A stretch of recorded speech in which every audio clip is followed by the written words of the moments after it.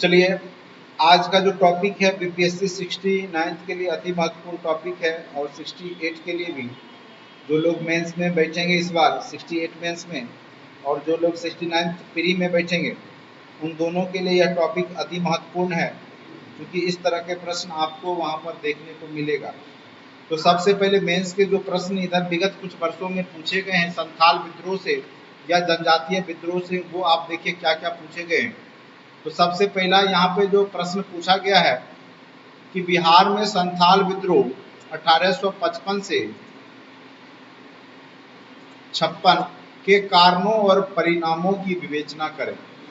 ठीक है। दूसरा प्रश्न है, संथाल विद्रोह में भारत में ब्रिटिश उपनिवेशवाद के विरुद्ध सशस्त्र जन प्रतिरोध का आदर्श प्रस्तुत करता है, स्पष्ट करें। और तीसरा प्रश्न संथाल से ही है कि संथाल विद्रोह के मुख्य कारणों का विवरण दीजिए और उनका क्या प्रभाव पड़ा, उसको लिखिए। तो सबसे पहले संथाल विद्रोह पढ़ने से पहले हम प्री स्पेसिफिक कुछ पॉइंट्स को पढ़ लेते हैं, जो कि हमारे प्री एग्जाम के लिए अति महत्वपूर्ण है और यहाँ से निश्चित तौर पे एक प्रश्न प्री में बीपीएससी में पूछा जा सकता है। सबसे पहले हम लोग समझेंगे जनजातीय कहते किसको हैं। जनजातीय कहते किसको हैं? तो जनजातीय उनको कहा जाता है जो खास करके अनुसूचित क्षेत्रों में, जो जंगल है वहाँ पहाड़ों पर अनुसूचित क्षेत्रों में निवास करते हैं, जो कि आदिम मानव के भांति आज भी अपना जीवन यापन कर रहे हैं। जंगलों से लकड़ी काटना, पशुओं का शिकार करना, कंदमूल खाना, ये सब उनका अभी भी प्रमुख पेशा के रूप में जाना जाता है। ठीक है। तो वही जनजातीय कहलाते हैं। और आप देखेंगे कि अंग्रेज जब भारत में शासन कर रहे थे तो जनजातियों ने अंग्रेजों का खुलकर के विरोध किया है और कई सारे जनजातीय आंदोलन हुआ, खास करके अपनी जमीन को लेकर के, अपनी संस्कृति को लेकर के, अपने धर्म को लेकर के जनजातीय लोग जागरूक थे और उन्होंने बाहरी शक्तियों का विरोध किया है। चाहे वह बाहरी शक्ति उनके क्षेत्र में गया हुआ भारतीय ही क्यों ना हो या फिर अंग्रेजी हुकूमत के लोग ही क्यों ना हो, दोनों का उन्होंने खुल करके सशक्त रूप से विरोध किया। केवल अंग्रेजों का ही नहीं विरोध किया, बल्कि सेठ साहूकार जो उनके क्षेत्र को हड़पना चाहे, उनको कर्ज में डुबा करके उनकी जमीनें खरीदना चाहे, तो उनके भी खिलाफ जनजातियों ने विरोध किया है, एक व्यापक विद्रोह किया है। उसी कड़ी में बहुत सारे जनजातीय आंदोलन हुए हैं। जैसे आपका 1800 से 1802 में चेरो आंदोलन हुआ, 1831-32 में कोल विद्रोह हुआ, 32-33 में भूमिज विद्रोह हुआ, 55-56 में संथाल विद्रोह हुआ। ठीक है। 74 में खेरवार, कौन सा विद्रोह? खेरवार आंदोलन हुआ। 1899-1900 में बिरसा मुंडा का मुंडा आंदोलन हुआ और 1914 में ताना भगत आंदोलन हुआ। तो कई बार ये भी पूछ देता है कि 18वीं सदी में हुए या 19वीं सदी में हुए जनजातीय विद्रोहों की चर्चा कीजिए। तो उसमें कम से कम इतना तो आप लिख ही सकते हैं इस विषय में, और ये थोड़ा सा ट्रिक याद रखिएगा तो आपको याद हो जाएगा। जैसे हमने ट्रिक बनाया, चोकर भुस्सा खा गया मुंडा तुम्हारा। मुंडा मतलब भैंस, मुर्रा नस्ल का होता है ना भैंस, मुंडा मतलब यहाँ भैंस। ठीक है, मुर्रा कर लो। तो यहाँ पर है चोकर भी खाता है, भुस्सा भी खाता है भैंस, तो वही ट्रिक बन गया, चोकर भुस्सा खा गया मुर्रा तुम्हारा। इसको मुर्रा भी कर सकते हैं। अब देखिए, चौफर हो गया चेरो विद्रोह 1800 से 1802 में। फिर कौफर हो गया कोल विद्रोह 1831-32 में। भूफर हो गया भूमिज विद्रोह 32-33 में। उसके बाद खाफर खेरवार हो गया, भुस्सा साफर संथाल हो गया, खाफर खेरवार हो गया, मुर्रा पर मुंडा आंदोलन, तुम्हारा पर ता से ताना आंदोलन, ताना भगत आंदोलन। तो कम से कम आपको जो आंदोलन हुए उसके सिलसिलेवार पता चल जाएगा कि पहले चौ वाला होगा, तब क वाला होगा, उसके बाद आपका भ वाला होगा, फिर 100 वाला होगा, भुस्सा खा गया फिर ख वाला होगा नहीं, उसके बाद तो वाला होगा, सबसे बाद में तो वाला होगा। तो कम से कम अगर इस विषय में मिलाने वाला दे देगा तब तो आप मिला तो सकते ही हैं, ठीक है। तो कुछ ट्रिक और याद भी रहेगा आपको। सबसे पहले चेरो हुआ, फिर कोल हुआ, चोकर भूसा, फिर होगा आपका भूमिज होगा, भूमिज होगा 32-33 में, संथाल होगा 55-56 में, खेरबार होगा 1874 में, 1899-1900 में मुंडा होगा, उसके बाद 1914 में ताना भगत आंदोलन, ठीक है। तो ये सारे आंदोलन के लगभग कारण सेम ही थे, और वो कारण था ब्रिटिश की औपनिवेशिक शोषणकारी नीति। जब अंग्रेज लोग आए 1765 में इलाहाबाद की संधि हुई तो उनको दीवानी व्यवस्था मिल गई, यानी जो जमीन का कर था वो अंग्रेज लोग वसूली करते थे। इससे पहले ना तो मुगल शासकों ने ना ही अंग्रेजों के पहले वाले जो शासक थे उन्होंने जनजातियों से टैक्स लिया था। जनजाति लोग को टैक्स नहीं लगता था, उनको कर देना नहीं होता था। लेकिन जब से अंग्रेज लोग आए तो उन्होंने जनजातियों पर भी कर लाद दिया, और इनकी जो सामाजिक व्यवस्था थी, खूट कटी व्यवस्था, जो कि सामूहिक खेती करते थे, जंगलों को काट करके फिर वहाँ खेती लायक बनाते थे और वहाँ खेती करते थे, उसको भी उन्होंने नष्ट कर दिया। किसने? अंग्रेजों ने। तो और धीरे धीरे बाहरी लोग उनके जमीन खरीदने लगे।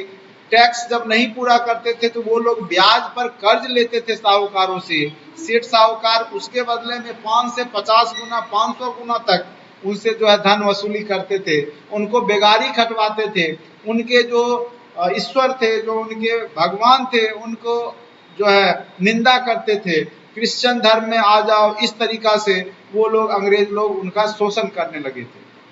तो कहीं ना कहीं अगर ज्यादा शोषण होगा तो वहां के जो लोग होंगे वो भड़केंगे और अंग्रेजों के खिलाफ जो है एक सशक्त विद्रोह करेंगे।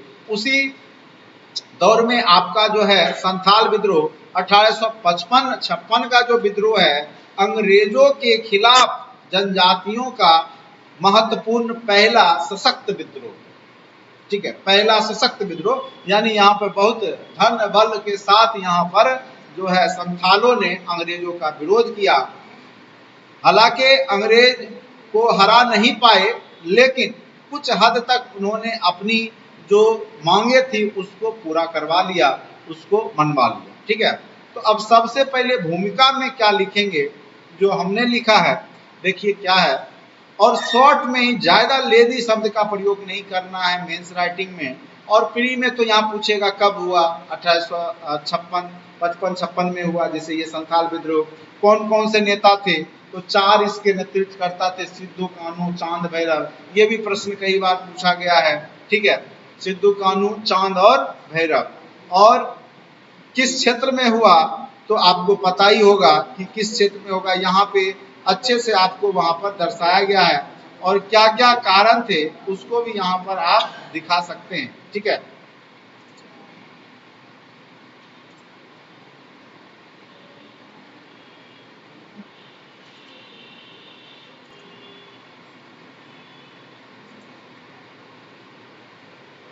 देखिए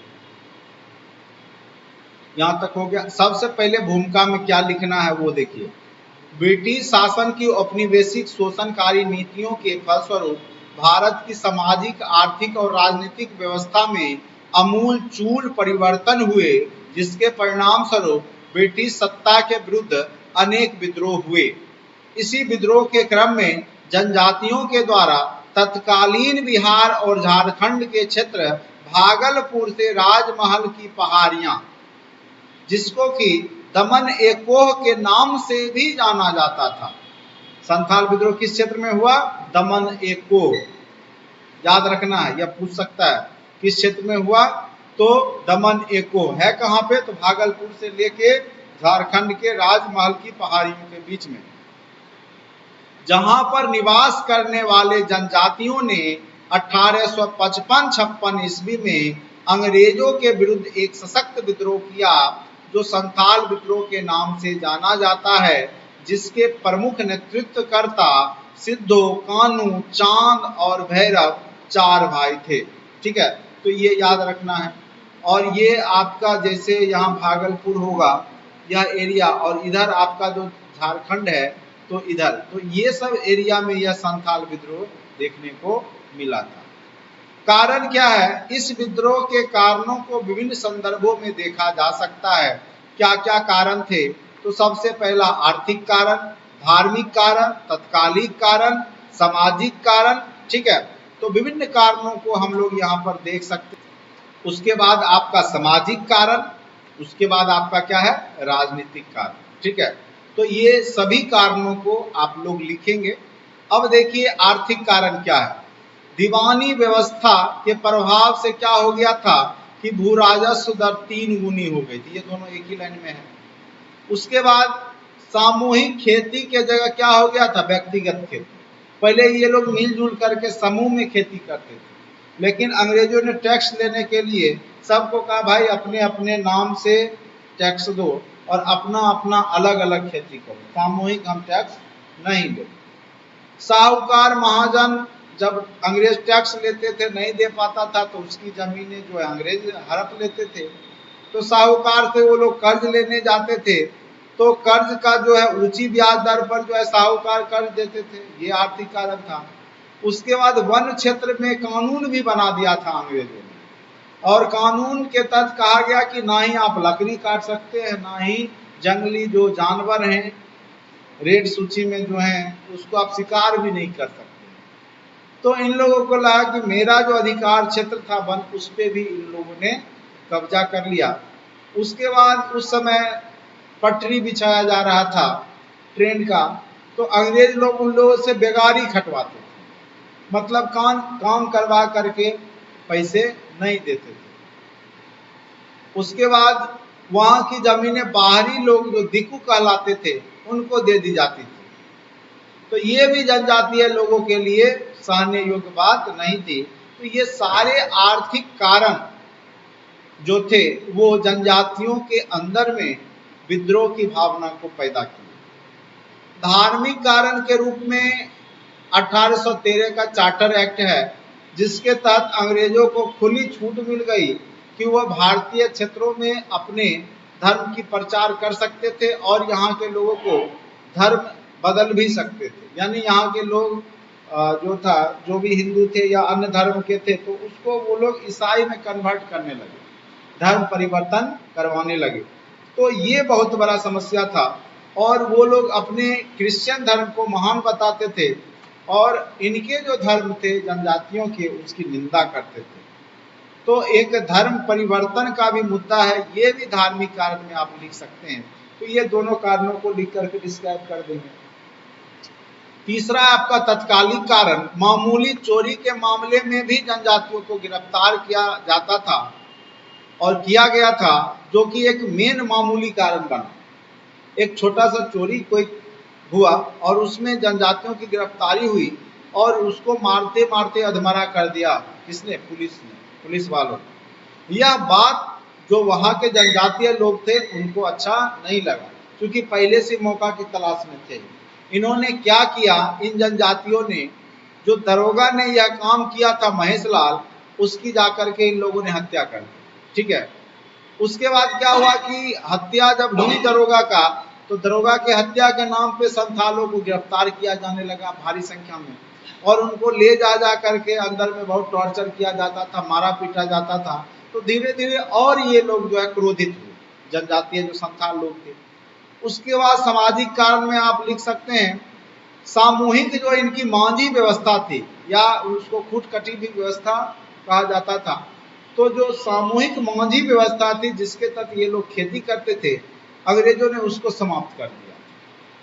उसके बाद राजनीतिक कारण के रूप में हम लिख सकते हैं कि एक परहा पंचायत हुआ करता था, जिसमें कि जनजातियों के जो मुखिया होते थे, हेड, वही कोई भी लड़ाई झगड़ा दंगा हुआ तो उसका निर्णय करके अपना मामला सलटा लेते थे। ठीक है।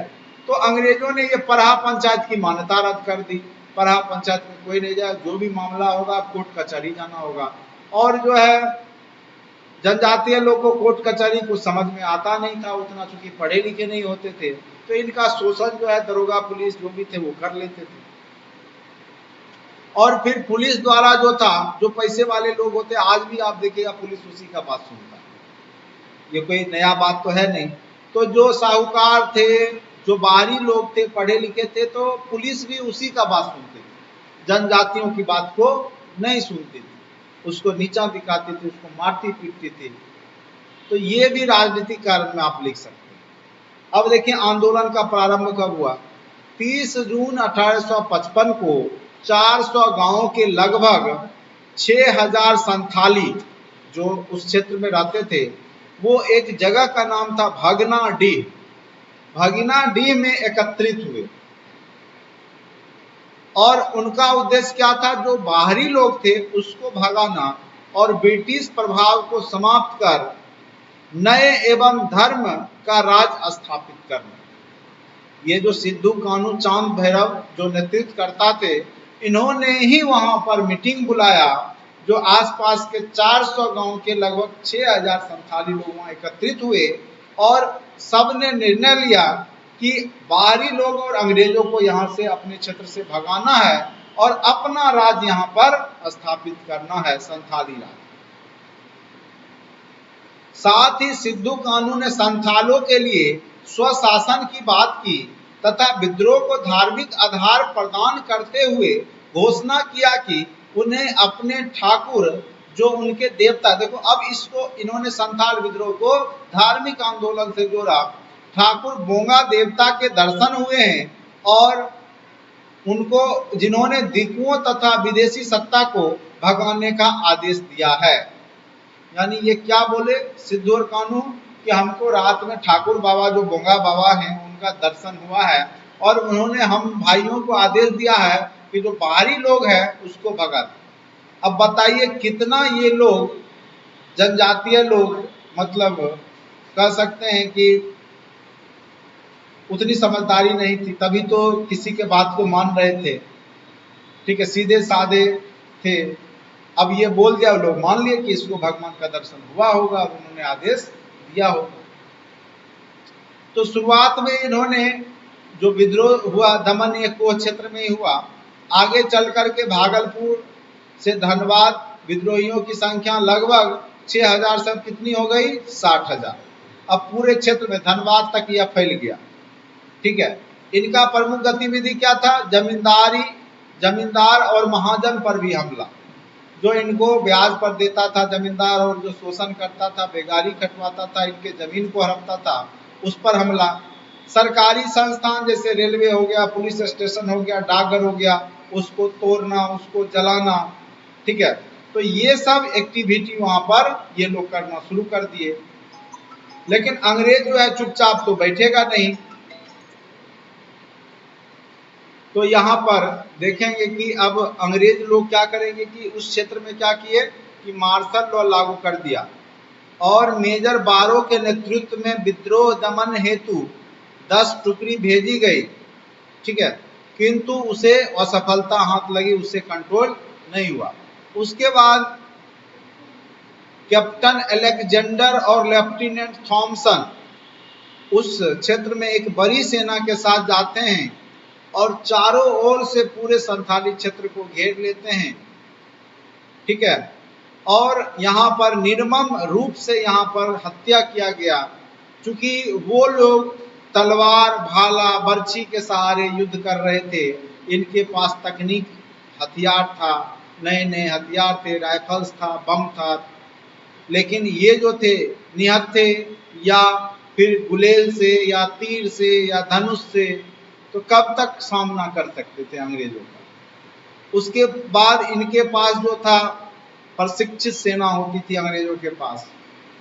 चारों ओर से संथाल को घेर लिया गया था और दुर्भाग्यवश बारिश भी स्टार्ट हो गया, वर्षा, जिस कारण से जो है उन लोगों के पास खाने पीने की भी समस्या हो गई, जिस कारण से वो लोग जो है पूर्ण रूप से भाग नहीं ले पाए, या कह सकते हैं कि उनकी निर्मम हत्या कर दी गई अंग्रेजों के द्वारा। लगभग 15,000 संथालों को मारा गया। अपने आप में बहुत बड़ी संख्या होती है, 15,000 लोगों की जनजातियों को यहाँ पर मौत के घाट अंग्रेजों ने उतार दिया। ठीक है, लेकिन यहाँ पर अंग्रेजों को भी लग गया कि अगर हम जनजातीय लोगों की बात को नहीं मानेंगे तो आगे फिर भी यह आंदोलन करेंगे। परिणाम क्या हुआ, ये हार करके भी सफल हुए। सिद्धू कान्हू, चांद भैरव सबको पकड़ के मार दिया जाता है, फांसी लटका दिया जाता है।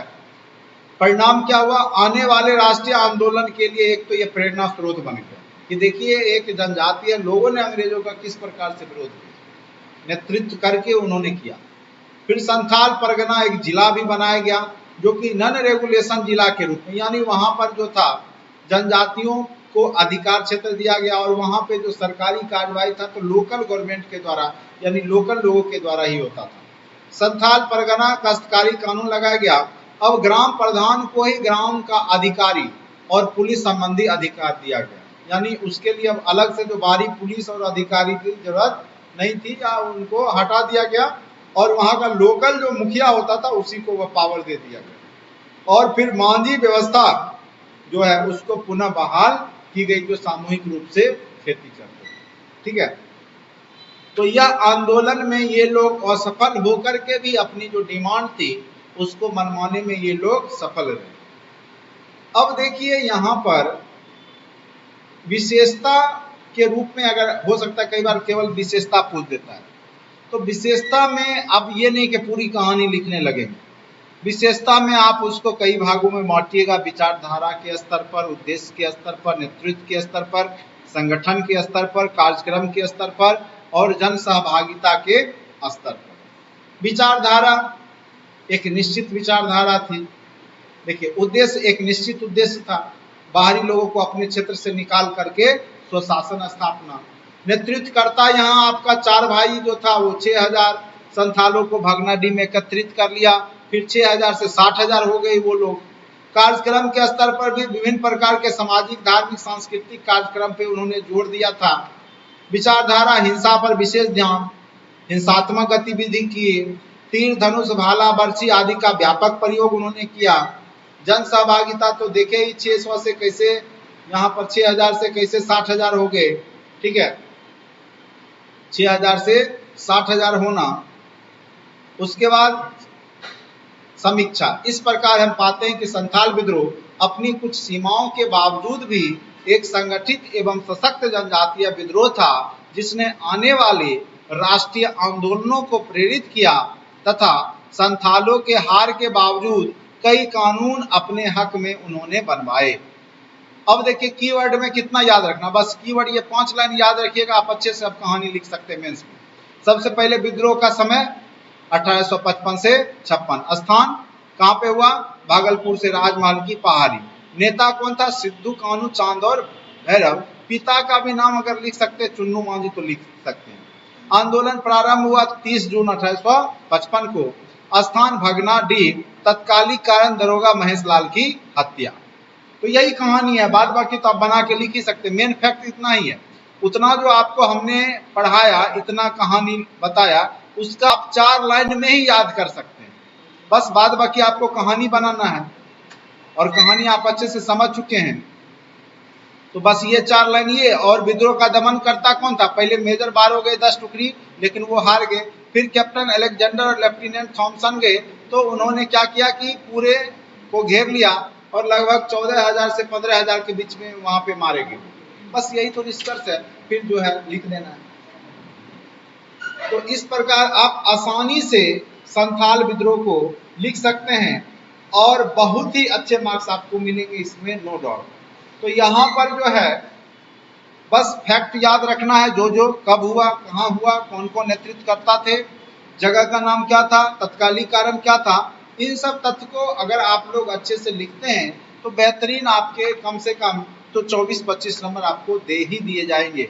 ठीक है, तो आज के वीडियो लेक्चर में इतना ही। अच्छा लगता है तो चैनल को लाइक करें, सब्सक्राइब करें, दोस्तों के बीच में शेयर करें, तथा साथ ही अगर आपने अभी तक कोर्स को बाय नहीं किया है, अगर मेंस दे रहे हैं या 69th में देने का सोच रहे हैं तो आप जरूर कोर्स बाय करें, आपको जरूर यहाँ से आपको बेनिफिट मिलेगा।